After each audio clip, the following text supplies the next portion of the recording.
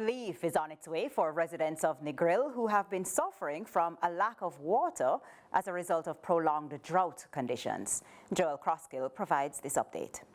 3 weeks removed from a protest in Negril, in which visitors and locals alike went public with their dissatisfaction at the availability of water, President of the Negril Chamber of Commerce, Elaine Allen Bradley, expressed relief at the arrival of stakeholders including Matthew Samuda, Minister without portfolio in the Ministry of Economic Growth and Job Creation, to address their concerns. From what I was hearing this morning, that people were going to do roadblocks and all that because the minister should come and talk to the people rather than giving just the hotels and the elite people. That was what was being said all this morning. So they were going to come and block the roads and they were going to do everything. And I'm so glad it did not happen because there was threat of cancelling the meeting.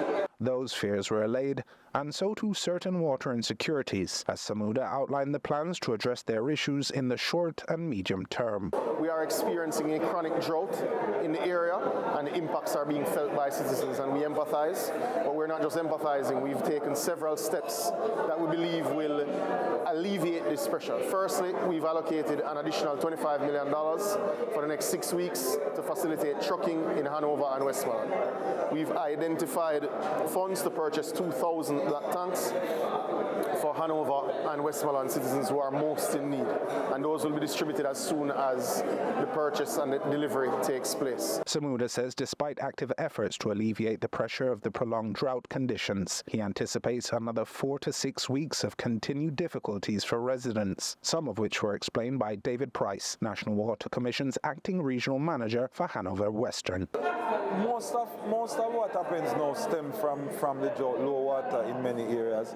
Because of that, we have been doing a lot of regulations that is diverting water to other communities. So persons who would normally be served more regularly would have to cut into that in order to ensure that people get, even on a sporadic basis because of the shortage of the water.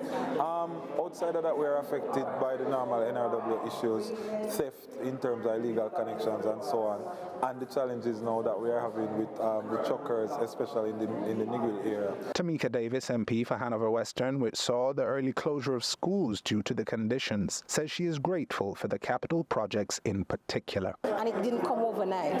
The minister did indicate that what he's able to explain and deliver now is as a result of years of planning, years of research, and we're now in a position, the economy is at a place where we can now implement all these plans, and that is very heartening. Joel Crosskill, CVM News.